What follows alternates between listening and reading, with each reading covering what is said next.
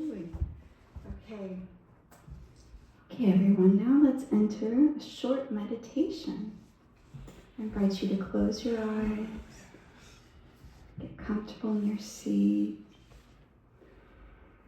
Take a nice breath in through your nose, out through your mouth. Just release all the stress of the day, anything on your mind. Taking this moment for yourself. Just begin now to connect to your heart.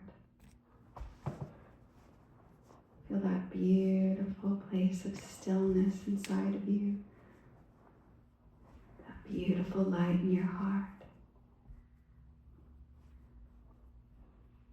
Feel how that light is always connecting you to the light of God. At all times.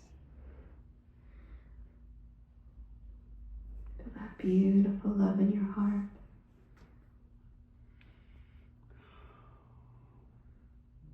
How you are always connected, always guided, always safe. Love beyond words. You are love.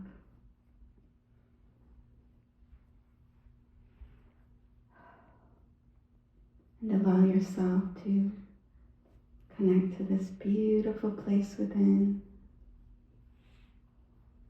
And just enter the silence for a minute or so.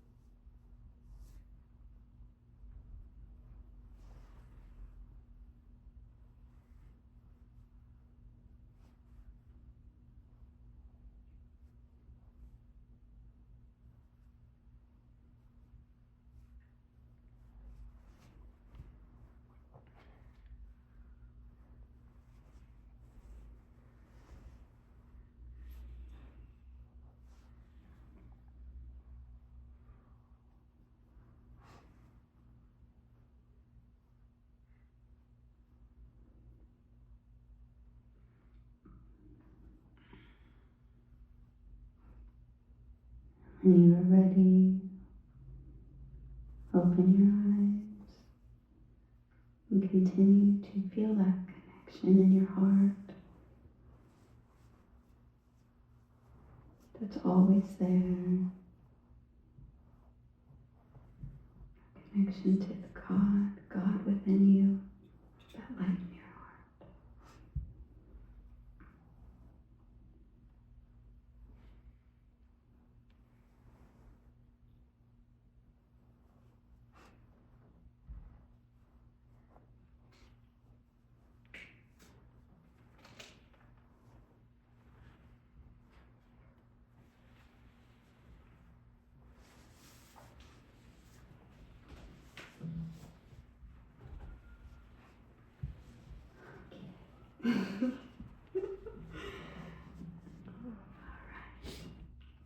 So I'm going to do my little talk now.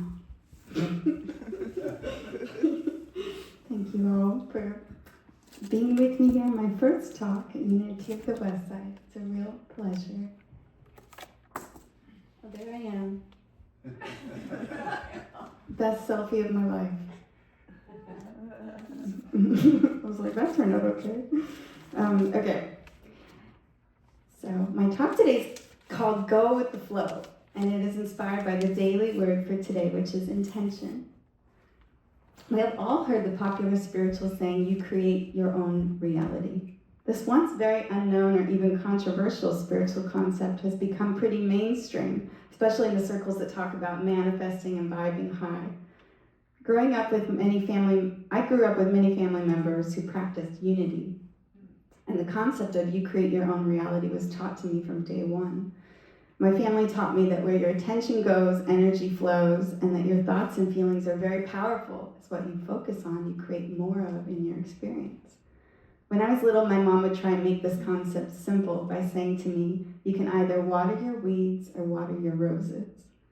She said to think of my thoughts like a garden. I could put more attention on fearful thoughts or weeds, or put attention on thoughts that feel good to focus on, like roses. I understood that from a young age, and I truly believe that very simple concept helped me to always see the best in every circumstance and in every person. As an aside, I will be honest and say that when I had a goth year as a hormonal teenager, I loved being very overly dramatic about everything. And I remember one day during one of my episodes, my mom said, you can choose to water your weeds or water your roses, honey. And I said, if you haven't noticed, I wear all black and I love my dead garden of weeds and I'm gonna water my weeds as much as I like. Thank you very much. My mom responded with something like, oh, that's fine, honey. You make a good point. Weeds are spirit and beautiful expression too, as nothing unreal exists and only love is real. I was like, wow, okay, you win. Yeah. Back to my point. I think consciously creating, or a better way of saying it, consciously co-creating our reality with spirit is done by setting our intention, which we do by focusing our energy, thoughts, and feelings upon that which we would like to experience. Like how John, when he read that daily word today, talking about just like that. Then, after we set an intention, the next thing we do is surrender and go with the flow. And spirit or God or the universe or whatever you like to call it organizes the details to bring our intention into reality. A wonderful metaphor for intention and flow happened to me last weekend. My best friend picked me up in her brand new self-driving Tesla. It was crazy. I was squealing and screaming as it was just so futuristic and thrilling to watch her without her hands on the wheel as the car did all the driving, even on the freeway. She was just like looking at me, talking the whole time. I was like screaming, but it was thrilling. I saw how this self-driving car is a perfect metaphor for going with the flow of spirit as life leads us to the manifestation of our intention. To begin our intentional journey, my friend asked me where I wanted to go for lunch. I told her the address of a restaurant in South Pasadena. It's really cute there, like a little small town. Oddly, I love it there because it reminds me of a simpler time, back before cell phones and the internet and self-driving cars. But anyway, back to my point. I told her the restaurant and she put in the address into the GPS system, and that was it. The car did all the rest and we just chatted the whole time. It was the ultimate example of setting intention, surrendering control, relaxing and trusting that the technology, aka the intelligence of spirit, knows the best way to get to your intended destination. I'm a huge believer in going with the flow and surrendering the details, staying open and trusting in divine timing. I do know from personal experience, though, that getting into the flow can be misunderstood. What is the flow? What does it mean to be in it anyway? If you have to surrender to get into it, does it mean giving up, not doing anything, sitting around being passive, putting up with things that don't feel right, and simply hoping and praying something changes? That all sounds so depressing. No, that is not the flow. In my experience, the flow is like a dance between you and the divine. You must take action. You must at least show up to the ball in order to let spirit lead you in the dance, so to speak. For example, whenever my husband and I have a chance to go out or not on an evening, even if staying home and snuggling with our dog Alfie sounds so cozy, my husband always says, nothing will ever happen if we just stay home. But if we go out, we may meet interesting people or have a funny adventure. And he's right. You have to interact with others, as we're doing today. Put yourself into the mix of the world and take action so that the flow can interact with you and dazzle you and carry you to magical destinations. To go with the flow, you must follow your heart, your instincts, your inner guidance, and especially follow what lights you up.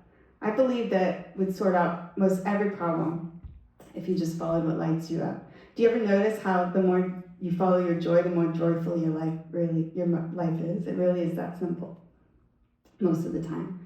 Sometimes flow can be tricky, as oftentimes your flow will ask you to be brave, to be bold, to not hold back, and to take a leap of faith into the unknown. Sometimes your fearful mind will want to turn an opportunity down. Sometimes an opportunity will feel out of your comfort zone, and it feels so much easier to just say no to it. But when you listen to your flow, your intuition, you can feel something in your spirit saying, just give it a try, go this way, do not fear, walk in faith. Sometimes the flow of life will call you to do things you never imagined you would ever do. But if you take the initial steps, you will find that you are guided by Spirit the entire way and that you are in the flow, experiencing synchronicities, and what once scared you is actually easy. I believe the flow is essentially God in action disguised as your life. The flow is everything and everyone around you, everything that is happening, all you are seeing and hearing and sensing, and it is moving along with you to where you set your intention or your focus to go. When you come to understand that God is love, and everything is love, and that everything is working for your highest good on your behalf, you trust life. You surrender control, you let go, and you follow your inner guidance, which is Spirit communicating the best direction for you to move forward. And you simply get in that Tesla of life and let it dazzle you and take you to magical South Pasadena. Being in the flow is not just about getting to a destination. You can also get into the flow and asking for guidance. When you're in need of a sign, for instance, your flow shows it to you through the people you meet, the encounters you have, and the general unfolding of each day. You might hear the answers to your question in the song on the radio, a sign on the street, or someone might say something and you go, oh, that's it, I have clarity now. When I was writing my talk, I was cleaning out a drawer and I found an object I'd forgotten about, and I know I found it, so I can tell you guys all about this story today. About 10 years ago, I remember saying to Spirit, almost as like a little experiment on intention, and almost sort of playfully and off the cuff, I said, Spirit, show me a miracle. It was 5 p.m., and I said, in the next 24 hours, my intention is to be shown a miracle. And I said, well, everything is a miracle, and I'm sure I can find the miraculous in everything. Spirit, make this something I will have no doubt whatsoever is a miracle. And show me this miracle in the next 24 hours. I went about my evening, and the next day, I promise you, I pretty much completely forgot that I had asked to see a miracle the night before. That day I worked, and then after work, I got this little feeling to go shopping at the mall on my way home. And I was walking around aimlessly in this mall, and I found myself in Macy's, and I went up to the I was walking by the Lamb Kame counter at Macy's, and the lady behind the counter said, would you like a free sample of our new perfume? I said, sure, why not? She handed me this tiny little pink bottle, and I held it in my hand, and I decided I was done shopping, so I proceeded to walk out of the mall.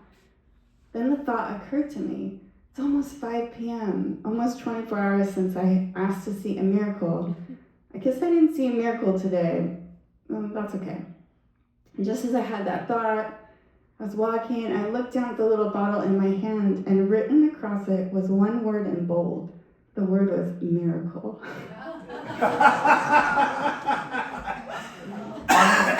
The new Lancome perfume was simply titled Miracle. The universe literally showed me a miracle. I started laughing hysterically. I felt like it was such a wink from Spirit. It was so perfect. I asked to see a miracle, and Spirit showed me miracle in the most fun and delightful and funny way. I didn't have to force a miracle to happen, or search endlessly, or pretend I saw one when I didn't. Spirit did the work, and all I had to do was go with the flow, trust my intuitive feeling to go to the mall, and say yes when the lady offered me a sample, and simply enjoy the unfolding of events that had led to my intention to be shown a miracle. The next story I have truly feels like a miracle to me. It is the story of how my husband and I found our perfect little angel dog, Alfie. It's a great example of a wish fulfilled by setting an intention, surrendering control, trusting divine timing, and going with the flow. So during COVID, my husband and I kept seeing people with the cutest little terrier dogs on walks. We decided we really wanted to adopt a dog, and while we were open to all dogs, we told God that ideally we would love a scruffy little terrier who was under 12 pounds so we could bring him with us on flights, with a great temperament with other dogs and children, and who was full of personality. We thought this intention was going to be fairly easily fulfilled. I mean, there were so many dogs out there who need homes, right? But boy, were we wrong. At this time, dogs were being adopted like crazy because people were trapped in their houses and everyone was working from home. They're like, I can finally get a dog. So everyone was adopting dogs, which is great. But my husband and I found ourselves putting in applications left and right and being denied because we lived in an apartment with no yard. The competition was so fierce. We would have several phone call interviews, screenings, ridiculous essays to fill out just to be given a chance to view a dog we were interested in adopting, and we never made it past the interview process to even meet a dog. We laughed because we both had easier times getting into college. This horrendous process went on for almost a year. There were so many times we thought about throwing in the towel, but the flow kept saying, trust the timing, keep going. In hindsight, Alfie, the dog of our dreams that is at the happy end of the story, wasn't even born yet. So you see why the flow is saying, do not give up, and why the flow, or aka God, your intuition, was blocking every attempt we made to see a dog, because none of us were our right dog. Spirit had the perfect dog already arranged, and the flow would bring our dog in perfect timing. All we had to do was trust. After about 8 months of filling out applications and being rejected, we finally got the opportunity to meet the most adorable little terrier named Ajax.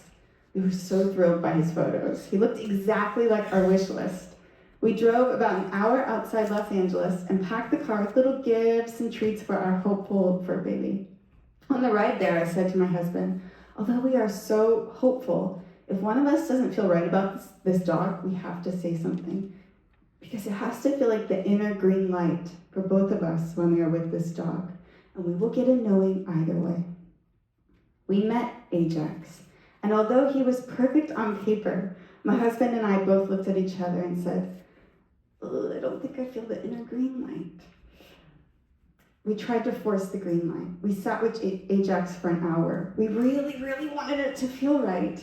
After all this time, it just felt like he was meant for another human soul, unfortunately. And we were so incredibly sad, but we knew he wasn't our dog. So we drove back home, very deflated. Another 3 months went by, rejections from dog adoption agencies. My husband and I often said, did we make a mistake? Were we overthinking it? Should we have just taken Ajax? We thought, should we change our wish list? Maybe we don't need to fly with our dog. Maybe we just let our wish list go. Maybe the dog we were dreaming of just isn't in the flow for us. We gave up our search at that point and we stopped submitting applications. We totally surrendered and thought, you know what? If we are meant to have this little terrier of our dreams, it will just happen. And if not, we are at peace. Then maybe about a month after we'd given up, one day, just for fun, my husband got back on the app he was previously using to search for dog adoption centers in LA and expanded the search radius. The radius went to a little place in the Mojave Desert about 3 hours from LA. And on the website, a picture of a little terrier came up. I was in the kitchen and I heard my husband yelling from the other room, I found our dog, this is him, this is him. And I ran out and I saw the photo, and to be honest, I was like confused because it was the worst picture of our dog ever taken. And in hindsight, that was very lucky because had they taken a good picture of Alfie, somebody would have gotten him right away, right? So he kind of looked like, he was like, I mean, our dog is so perfectly cute, I mean, adorably cute, but he was like scared in the photo. He looked almost mean in the photo, which is lucky for us. And I said, are you sure this is our dog? Are you sure? And my husband said, mark my words, you'll be so grateful that I knew this was the one. He is the one. The flow is coming through my husband, calling him loud and clear, and wild horses could not have kept him from getting this dog. He called the shelter. The next day took work off, which is really unlike him, and we drove out to the desert to get this dog. Well, on the way there was a windstorm unlike anything I had ever seen. A pickup truck was in front of us, and it was filled with furniture on the back, and literally furniture was flying off the truck in the wind, twirling like in the wind like Wizard of Oz. I was screaming, and my husband was like, "Get down, get down!" I was screaming, I was like, "This better be our dog!" And he's like, "Trust me, he's the one! You will be thankful he's the one!" So anyway, it was insane. Once we got to the town, the directions were to follow the signs for the gun shop and the marijuana shop. The adoption center was next to those. I again said to my husband, "This dog better be the one." When we stepped inside, the lady said, "Oh, are you here to see Colton?" The name they gave our dog when he was dropped at the shelter. She said, "Oh, he's really cute, but he's gonna cost you." We had saved $700 as the fees at the LA adoption centers ranged from $500 to $800 to adopt. She said, "If you like him, you can take him, but it's gonna cost you." We thought, okay, is this some kind of scam? What does that mean, it's gonna cost you?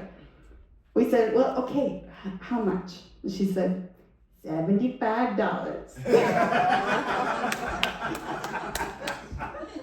We were like, yeah, that sounds great. That is no problem.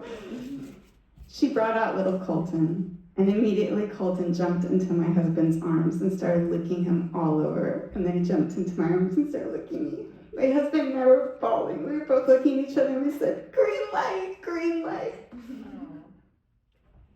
Sorry, he's just such a special dog. My husband said, "Why don't we call him Alfie?" I said, "That name fits him perfectly." We walked out of the shelter with our little Alfie, and I kid you not, a huge rainbow was over us in the sky. I'm sure it was a sign from Spirit, and it was so in the flow. We took Alfie home, and it has been almost 4 years of bliss with him. From his first night with us, he has never once peed or pooed in the house, not once. He is quiet, he's wonderful with children, great with other dogs, and loves people. He's 11 pounds, so we take him flying with us everywhere in the U.S. We take him to New York all the time to visit my brother-in-law, and he loves the New York subway even. We have never once had to sedate him on flights. He doesn't make a sound on them. We take him to restaurants everywhere dogs are allowed, and he behaves like an angel. He has taught me so much about love, and he is beyond perfect. I tell this story because it is a great example of going with the flow. I think sometimes people think manifesting your intentions should be quick and easy, and if it isn't, maybe they're doing something wrong and not in the flow. But I believe there is divine timing in everything, and you literally just have to trust it and let go of control and surrender to the flow in order to experience magical synchronicities. There were so many times on our journey we could have given up or settled out of lack consciousness for something that didn't feel right. Instead, we were patient, we took action when called to do so, and we did not settle. We continued to hold the vision of what our hearts truly wanted, and we believed that eventually we would get it. In the end, we got the exact dog we prayed for and even more. Alfie's better than I ever imagined. The final thing I want to say about flow is that it really feels like floating on a moving river. Like if your life was a stream, if you let go of struggle and control and fear and just surrender, the flow carries you on the water in your little boat on the water. Things move as they're meant to, and even if the ride is wild, like the windy ride to Alfie, for instance, when you are in the flow, you are always protected, and the ride can be thrilling. And if terrifying at the time, it makes for a funny story later. The more you trust Spirit, the more you trust that everything is working for your highest good. The lighter you feel, and the more you stay on top of the water instead of sinking to the bottom and getting dragged in the inevitable flow of life as you hit a bunch of rocks, which, trust me, I've been there many times. The more you lighten your energy, the lighter your boat will be, and the easier you will flow on top of the water. The best ways I know to lighten your energy are to meditate, to have a regular spiritual practice, and to laugh as much as possible. Another way to lighten your energy is to allow yourself to feel sadness if you feel sadness, to cry when you need to cry, like I just did, to scream if you need to scream. By feeling your feelings, you allow your emotions to move through you, and you release them from your body and feel a sense of relief. Then when you feel better after a good cry or a scream, or kicking something, kicking whatever, tree, after you feel better, then practice laughing as much as possible. Laughter truly is the best medicine. It feels so, so good, and it keeps your energy light and moving gently along the stream of your flow. Apart from releasing your emotions and staying light in your energy, by far the most powerful way to get into your flow is by learning to fully trust spirit and let go of control and allow your life to carry you on its stream. This can be especially difficult when life is hard and all hope seems lost, because life is full of challenges and difficulties. And for those of us on a spiritual path, looking at you, we usually turn to it because we have been through very difficult times. And trust me, I have been there too. And I know what it feels like to feel like you have no higher power, let alone a freaking stream to float on, to put your faith in. I have been there. In developing your spiritual muscles, it takes a lot of discipline and growth, but the payoff is amazing. Life truly does get easier and easier and lighter. In time, the things that used to throw you off balance or sink you to the bottom of your stream simply have no more power over you. The more you practice having trust in your higher power, the more you find that no matter what choppy waters are around you, you are somehow floating on top of everything on a safe little boat, and it is taking you safely to where you need to be for your highest unfolding in this never-ending adventure that is life. Thank you.